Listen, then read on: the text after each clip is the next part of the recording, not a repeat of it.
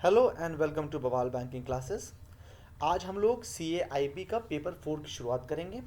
Subject का नाम है, इसका पेपर का नाम है banking regulation and business laws. Please keep in mind that ये न्यू सिलेबस के हिसाब से है।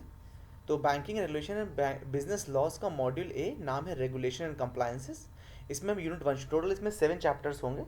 पार्ट ज़्यादा हो सकते हैं बट 7 चैप्टर्स होंगे टोटल। तो यूनिट 1 का नाम है legal framework and regulation of banks. तो बैंकिंग बेसिकली जो इंडिया में है वो दो एक्ट्स के अंतर्गत गवर्न होती है। पहला क्या है, RBI एक्ट 1934, और उसके बाद आया था BR एक्ट यानी कि बैंकिंग रेगुलेशन एक्ट 1949। ठीक है। Before moving on, I request you to please pause the video and go through the copyright disclaimer that this video is for educational purposes only. Also request you to please subscribe to our YouTube channel that is Bawal banking classes. तो banking किस में define करिए। देखिए, अब आपसे ये नहीं पूछा जाएगा कि बैंकिंग की डेफिनेशन बताइए, सबको पता है। ठीक है कि accepting the deposit for the purpose of lending, investing, cheque या ड्राफ्ट से आप विड्रॉ कर सकते हैं, जो डिमांड या अदरवाइज पेबल होता है, सबको पता है। द पॉइंट इज सेक्शन क्या है। तो सेक्शन इसका याद कर लीजिए कि ये BR एक्ट 1949 में डिफाइन किया गया है सेक्शन 5B में। ठीक है, दैट्स इंपॉर्टेंट।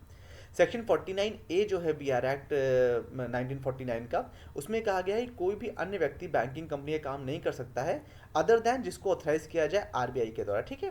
जो स्टेट बैंक ऑफ इंडिया या अदर इंस्टीट्यूशन जो भी हैं, वो सभी के सब सेंट्रल गवर्नमेंट, तो उन सबके बिहाफ पर रिजर्व बैंक ऑफ इंडिया ही उसको सिर्फ ऑथराइज कर सकती है। ठीक है, मेन ये कहा गया है इसमें। जो डिपॉजिट NBFC से रेगुलेट होता है, उसके लिए एक अलग डायरेक्शन है। क्या है, non banking financial companies acceptance of public deposit reserve bank directions 1998। तो मतलब NBFC में डिपॉजिट संबंधित जो डायरेक्शंस हैं वो 1998 में अलग से आए थे। ठीक है। In India it's necessary to have a licence from RBI under section 22। देखिए, आप सबको पता है कि RBI के द्वारा एक लाइसेंस लेना है। ठीक है, लेकिन वो कौन सा सेक्शन है, सेक्शन 22 है। इंपॉर्टेंट ये है कि जो सेक्शन 22 है वो है BR एक्ट का, लेकिन लाइसेंस कहाँ लेना है, RBI से। तो ऑलवेज कीप इन माइंड, ये हमेशा डिफ्रेंशिएट करते चलेगा हर एक डेफिनेशन के साथ में कि जितने भी सेक्शन, क्योंकि ये जो आपका पेपर है banking regulation and business law, इसमें बहुत सारे सेक्शंस बार बार आएंगे। चाहे आप इसको नोट डाउन करते चलिए कि ये सेक्शन है BR एक्ट का सेक्शन 22, लेकिन इसमें क्या क्या कहा गया कि आपको RBI से लाइसेंस लेना है before starting this banking business. ठीक है। साथ ही ये भी कहा गया सेक्शन 7, ये हम पहले भी कई बार डिस्कस कर चुके हैं कि सेक्शन 7 में ये कहा जाता है कि कोई भी अन्य कंपनी या कोई भी अन्य बिजनेस बैंकर या बैंकिंग शब्द का इस्तेमाल नहीं कर सकता other than a banking company. ये चीज़ इंपॉर्टेंट है। Constitution of bank. Bank basically देखिए 3 तरह के उन्होंने 3 पार्ट्स में कर दिया, कैटेगरीज में कर दिया। कैसे कैसे कर दिया, पब्लिक प्राइवेट की बात अभी नहीं कर रहे हैं, अभी हम बात कर रहे हैं किस कैटेगरी में डिसाइड किया है। पहला तो body corporate constituted under a special status. ठीक है, तो एक तरीका यह है कि अलग से एक स्पेशल स्टेटस में बना देना। दूसरा है कंपनीज एक्ट 1956, जो कि अब है कंपनीज एक्ट 2013, उसके अंतर्गत रजिस्ट्रेशन के द्वारा। ठीक है, या जब कोई फॉरेन कंपनी या कोई भी कर सकता है। और तीसरा तरीका है कोऑपरेटिव सोसाइटी, जो कि सेंट्रल या स्टेट एनैक्टमेंट के अंतर्गत रजिस्टर्ड हो। ठीक है। इसके अलावा बताया गया पब्लिक सेक्टर बैंक, जो मतलब SBI के अलावा जो भी पब्लिक सेक्टर बैंक है उनके लिए कहा गया है। ये सब क्या है, banking companies acquisition and transfer of undertakings act 1970 के अंतर्गत गवर्न होते हैं। ठीक है, और इनका जो ये है acquisition transfer of undertaking act 1988, इन दोनों के अंतर्गत तो दो इनके बैंकिंग कंपनीज के एक्ट होगा। स्टेट बैंक ऑफ इंडिया के लिए कहा गया कि इसका अलग एक्ट है, जिसे बोलते हैं SBI एक्ट 1955। ठीक है। और जो ये इसके सब्सिडरी थे, 7 सब्सिडीज थे इसके पहले, आपको याद भी होगा, state bank of Travancore, state bank of Patiala, ये सब होते थे। तो ये सारी चीज़ें, ये सब्सिडरी बैंक जो है इसके लिए एक्ट है 1959 का। तो SBI एक्ट 1955 और SBI का सब्सिडरी बैंक एक्ट 1959। RRB आप लोग को पता है कि RRB कॉन्स्टिट्यूट हुए थे RRB एक्ट 1976 के द्वारा। पहला बैंक कहा था प्रथमा ग्रामीण बैंक, जिसका कहाँ खुला गया था, मुरादाबाद में। ठीक है, ये पहला था। प्राइवेट सेक्टर बैंक्स और फॉरेन बैंक्स के लिए कहा गया। इसमें क्या है, micro small finance banks companies जो होती हैं, वो सब जो है कंपनीज एक्ट 1956 के सेक्शन 3 में डिफाइन है, उसके अंतर्गत बनती हैं। और यही जो आपको पता होगा, ये रिवाइज हुआ है कंपनीज, जहाँ भी हम कंपनीज एक्ट 1956 की बात करेंगे तो उसमें 2013 अपने आप जोड़ लीजिएगा। फॉरेन बैंक बेसिकली क्या होते हैं, फॉरेन कंपनीज होती हैं जो कि बाहर के हिसाब से ट्रीट करी जाती हैं। ठीक है, इंडिया के बाहर ये सब गठित होती हैं। इसके लिए कंपनीज एक्ट 2013 में सेक्शन 242 ये प्रावधान है। कोऑपरेटिव बैंक्स क्या हैं, ये बेसिकली कोऑपरेटिव बेसिस से बनाए जाते हैं। और कोऑपरेटिव बैंक यदि एक से ज़्यादा स्टेट में ऑपरेट हो रहा है तो वो सेंट्रल एक्ट के अंतर्गत आएगा। ठीक है, मतलब multi state cooperative society act apply होगा उसके ऊपर। अन्य केसेस में जिस स्टेट में कोऑपरेटिव बैंक है, उस स्टेट का मतलब उस राज्य का कोऑपरेटिव सोसाइटी एक्ट उस पर अप्लाई होगा। ठीक है, एक से ज़्यादा अगर स्टेट है तो सेंट्रल गवर्नमेंट। ठीक है, मल्टी स्टेट कोऑपरेटिव बैंक, और एक ही स्टेट के अंतर्गत ऑपरेट हो रहा है तो उसको क्या बोल देंगे, स्टेट कोऑपरेटिव सोसाइटीज एक्ट के अंतर्गत वो गवर्न होगा।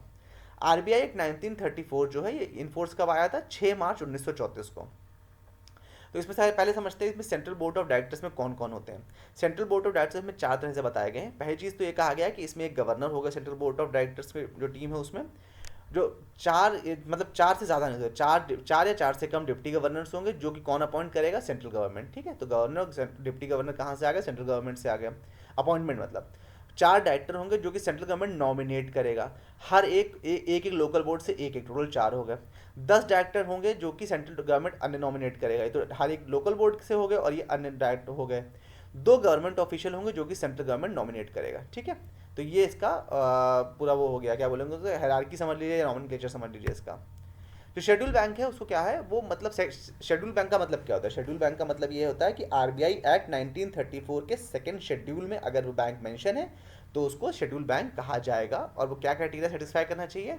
आरबीआई एक्ट का सेक्शन 42(6) में जो भी क्राइटेरिया है उसको उसे फॉलो करना है। ठीक है, या उसको फुलफिल करना है। आरबीआई एक्ट जो है वो लेंडर ऑफ लास्ट रिसोर्ट की तरह काम करता है। सेक्शन 17 और 18 आरबीआई एक्ट के अंतर्गत ये कहा गया है।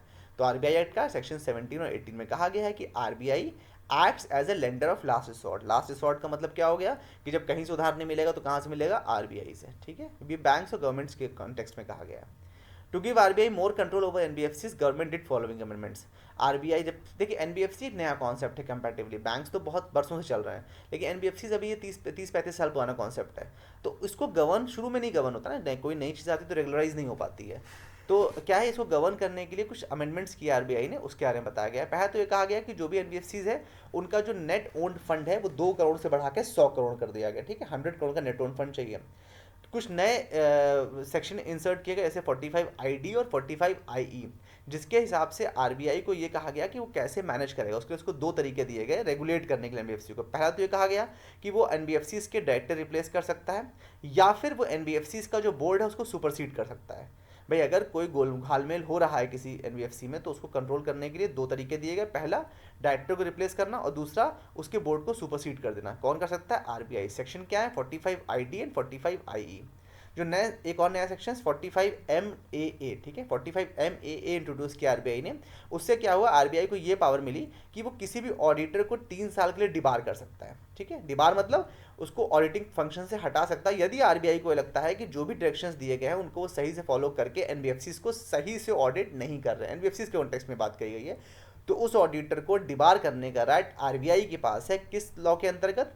सेक्शन 45 MAA के अंतर्गत। ठीक है, ये सब नए लॉज हैं, नए सेक्शंस हैं। एक और सेक्शन ऐड किया गया है, वो क्या है? 45 MBA। इसमें आरबीआई को पावर दी गई है कि वो एनबीएफसी संबंधित अमलगमेशन, रिकंस्ट्रक्शन और स्प्लिटिंग कर सकते हैं। अमलगमेशन का क्या मतलब? वो 2 या 2 से ज़्यादा एनबीएफसी को एक में जोड़ देना। स्प्लिटिंग का मतलब क्या हो? एक ही एनबीएफसी को कई हिस्सों में कर देना। रिकंस्ट्रक्शन का मतलब उसका पूरा जो स्ट्रक्चर उसको चेंज कर देना या नए तरह से डिसाइड करना। तो ये पावर आरबीआई को दी गई है 45 MBA के अंतर्गत। ठीक है, उसके बाद सेक्शन 45 NAA के अंतर्गत ये कहा गया है कि एनबीएफसी जो है वो अपना स्टेटमेंट और इन्फॉर्मेशन किसको देगा? आरबीआई को उपलब्ध कराएगा जब भी वो रिक्वायर करेंगे, जो भी उसका टाइम इंटरवल है वो। ठीक है, तो ये हो गए 4 सेक्शन। बैंकिंग रेगुलेशन एक्ट 1949 जो था ये आया था 16 मार्च 1949 को फोर्स में। देखिए ज़्यादातर मार्च में ही होता है क्योंकि ये सब एप्लीकेबल 1 अप्रैल से होते हैं। जैसे कि आरबीआई एक्ट कब हुआ था? 6 मार्च 1934। उसी तरह बैंकिंग रेगुलेशन एक्ट कब हुआ इनफोर्स? 16 मार्च 1949। ये ऐप किस पे, ये जो एक्ट है बैंकिंग रेगुलेशन एक्ट किस पे अप्लाई नहीं होगा? वैसे सब पर हो रहा है, जिस पर नहीं हो रहा है वो बात करते हैं। एक तो प्राइमरी एग्रीकल्चर सोसाइटी पे अप्लाई, एग्रीकल्चर क्रेडिट सोसाइटी पे अप्लाई नहीं होगा। दूसरा, कोऑपरेटिव सोसाइटी जिनका प्राइमरी ऑब्जेक्ट होगा, जो बिजनेस होगा वो बेसिकली होगा long term finance for the purpose of agriculture development, यानी कृषि विकास से संबंधित जिनका काम होगा संबंधित, उनको लॉन्ग टर्म फाइनेंस जो अवेलेबल करा रहे हैं वो भी BR एक्ट के अंतर्गत गवर्न नहीं होंगे। ठीक है, सेक्शन 35A एंड 35AB जो है वो आरबीआई को ऑथराइज करते हैं कि वो डायरेक्शन इशू कर सकते हैं बैंकिंग कंपनी को। किस चीज़ के लिए? इंसॉल्वेंसी रिजोल्यूशन शुरू करने के लिए। ठीक है, तो आईबीसी कोड यानी इंसॉल्वेंसी एंड बैंकरप्सी कोड 2016 के अंतर्गत आरबीआई को ये राइट मिल गया है 35A एंड 35AB के द्वारा कि वो किसी भी बैंकिंग कंपनी को डायरेक्शन दे सकते हैं to start the insolvency resolution process. ठीक है, यदि उनका कोई डिफॉल्ट है या कुछ है तो। आरबीआई अपनी पावर कहाँ से ड्रॉ करता है? आरबीआई जो है अपनी बैंकों के एनुअल फाइनेंशियल इंस्पेक्शन के लिए कहाँ से ड्रॉ करता है? बीआर एक्ट का सेक्शन 35, जैसे अभी हमने सेक्शन 22 पढ़ा था ना बीआर एक्ट का, उससे आरबीआई पावर ड्रॉ कर रहा था। उसी तरह से बीआर एक्ट, देखिए आरबीआई जो अर्लियर डेज में अगर बात किया तो it was a Toothless thing, ठीक है, मतलब टूथलेस ऑर्गेनाइजेशन थी वो, कि उनके पास पावर्स नहीं थी, तो उन पावर्स को वो कहीं से उतना भी, India is a land of law, तो उसके लिए क्या है, आपको कहीं से तो पावर ड्रॉ करनी पड़ेगी, पता नहीं कहाँ लिखा है, तो वो लिखे वाली बात के लिए बीआर एक्ट में किया गया है। बीआर एक्ट का सेक्शन 35 जो है वो आरबीआई को ये पावर देता है कि आरबीआई एनुअल फाइनेंशियल इंस्पेक्शन कर सकती है किसका? बैंकिंग कंपनीज का। इससे पहले जो अमेंडिंग एक्ट 2012 था, उसमें क्या इंट्रोड्यूस किया गया था? उसमें इंट्रोड्यूस किया था DEAF, यानी depositor education and awareness fund. ये आप सबको पता होगा बहुत अच्छे से, आप सब लोग ऑलरेडी बैंक में नौकरी कर रहे हैं, कि डिपॉजिटर एजुकेशन अवेयरनेस फंड में क्या होता है कि इसमें 10 साल का टेन्योर होता है, कि 10 साल से ऊपर, सॉरी 10 साल से ऊपर अगर टाइम हो जाएगा डिपॉजिट को बिना टच किए, उसमें कोई चेंजेस नहीं, सेविंग हो चाहे एफडी हो, अगर मैच्योरिटी के बाद की बात हो रही है, नहीं कि 10 साल की एफडी करी हो 10 साल बाद आपने आरबीआई को दे दिया, ऐसा नहीं होता है, ठीक है। तो उसको 3 महीने के अंदर अगर उसमें कोई लेन देन नहीं होता उस अकाउंट में, तो जो भी फंड उसमें होगा दैट गोज टू आरबीआई, ठीक है। ये इसका प्रोसेस है बेसिक। इसी तरह से अभी रिसेंटली आईएएफ भी शुरू किया गया है, इन्वेस्टर्स एजुकेशन अवेयरनेस फंड, उसमें बेसिकली उसके लिए शुरू किया गया है, जो आपके स्टॉक्स वगैरह होते हैं उनके लिए शुरू किया गया, उसमें 10 साल से कोई टच नहीं है, it goes to the SEBI. क्या क्या ऑब्जेक्टिव्स हैं बैंकिंग रेगुलेशन एक्ट के, ये देख लीजिए। एक तो प्रोवाइड स्पेसिफिक लेजिस्लेशन, जो भी बिजनेस होगा, बैंकिंग बिजनेस होगा इंडिया में, उसको स्पेसिफिक लेजिस्लेशन प्रोवाइड करना है। और इसमें ये क्या है, अगला ऑब्जेक्टिव है बैंकिंग रेगुलेशन एक्ट का, कि मिनिमम कैपिटल रिक्वायरमेंट्स को प्रिस्क्राइब करते हैं, जिससे कि बैंक फेलियर्स को प्रिवेंट किया जा सके, रोका जा सके। एक तरह से ग्रोथ और बैंक, जो भी बैंकिंग कंपनीज की ग्रोथ और डेवलपमेंट है उसको बैलेंस अप्रोच दी जाती है। आरबीआई को स्पेसिफिक पावर्स देते हैं, जो हमने पहले ही बात करी। साथ ही साथ जो डिपॉजिटर्स हैं उनका इंटरेस्ट को सेफ गार्ड करते हैं, मतलब कि उनके पैसे को बचाते हैं या सेफ रखते हैं। रिजर्व बैंक क्या होता है? वो एक सेंट्रल बैंक है, एक मतलब एक तरह से जो रेगुलेटर करता है किसको? नॉन बैंकिंग फाइनेंशियल कंपनीज को, और साथ ही साथ बैंक्स को तो करता ही करता है। तो आरबीआई ने इसमें सेक्शन 3 जो आरबीआई एक्ट 1934 का था, उसके द्वारा उसको ये पावर है कि वो करेंसी का मैनेजमेंट करते हैं और गवर्नमेंट का सेंट्रल बैंक की तरह काम करते हैं, कि गवर्नमेंट के बिहाफ पर जो भी बैंकिंग बिजनेस होगा वो सब कौन करता है? आरबीआई करता है। आरबीआई के एज ए रेगुलेटर सुपरवाइजर क्या क्या रोल हैं वो बताए गए हैं, ये आप सब लोगों को ऑलरेडी पता है, लेकिन फिर भी डिस्कस कर लेते हैं। एक तो बैंकिंग लाइसेंस इशू करना, बैंकिंग बोर्ड पर्सन का अपॉइंटमेंट रिमूवल, उनको बैंकिंग बिजनेस को रेगुलेट करना, बैंक्स को डायरेक्शंस देना, इस बैंक्स का सुपरविजन इंस्पेक्शन आगे आदि देखना, ऑडिट देखना बैंक्स का, जो भी क्रेडिट इन्फॉर्मेशन उसको कलेक्ट करना, कोलेट करना, मतलब जो मतलब सम्मिश्रित करना और उसको प्रोवाइड करना आगे, ये सब है। सीआईसी वगैरह का काम बताया गया, ठीक है, क्रेडिट इन्फॉर्मेशन कंपनीज का। जो भी बैंक्स हैं उनका मोरेटोरियम या उनका अमलगमेशन, ये सब चीज़ें देखना, ठीक है, ये सब आरबीआई का काम है। As a regulator of bank, government के पास क्या क्या राइट्स हैं वो बताए गए। आरबीआई का डिस्कस कर लिया, गवर्नमेंट की बात करते हैं। देखिए आरबीआई जो है बेसिक प्राइमरी रेगुलेटर हो गया बैंक्स का, बट सेंट्रल गवर्नमेंट के पास भी कुछ पावर्स हैं आरबीआई और बीआर एक्ट के द्वारा, जो वो डायरेक्टली या इनडायरेक्टली यूज़ कर सकते हैं, करेंगे आरबीआई के द्वारा ही, लेकिन क्या है वो बताते हैं। जो गवर्नर है या जो मेंबर ऑफ सेंट्रल बोर्ड है, वो आरबीआई के जो अपॉइंट होते हैं वो कहाँ से होते हैं? गवर्नमेंट ऑफ इंडिया की हेल्प से होते हैं, ठीक है। और उनको रिमूव भी कौन कर सकता है? गवर्नमेंट ऑफ इंडिया रिमूव कर सकती है। मैं शुरू में पढ़ा था ना उसमें बोर्ड्स में कौन कौन लोग होते हैं, तो सभी नॉमिनेट या अपॉइंट किसके द्वारा हो रहे हैं? गवर्नमेंट के द्वारा, तो उनको रिमूव भी कौन करता है? Government of India, GOI. जहाँ पर गवर्नमेंट ऑफ इंडिया के पास कुछ ऐसी पावर्स हैं जो कि बैंक्स को सुपरवाइज रेगुलेट करने के लिए करी जाती हैं, वो बताते हैं आपको। जैसे कि अगर मान लीजिए आरबीआई ने किसी को रिमूव किया उसके मैनेजरियल पोजीशन से, तो उसमें सेक्शन 10B और 36AA का जो बैंकिंग रेगुलेशन एक्ट है, उसमें अपील कर सकता है गवर्नमेंट ऑफ इंडिया को वो पर्सन, ठीक है। तो अपील का राइट कैसे हो गया? बैंकिंग रेगुलेशन एक्ट का सेक्शन 10B और 36AA।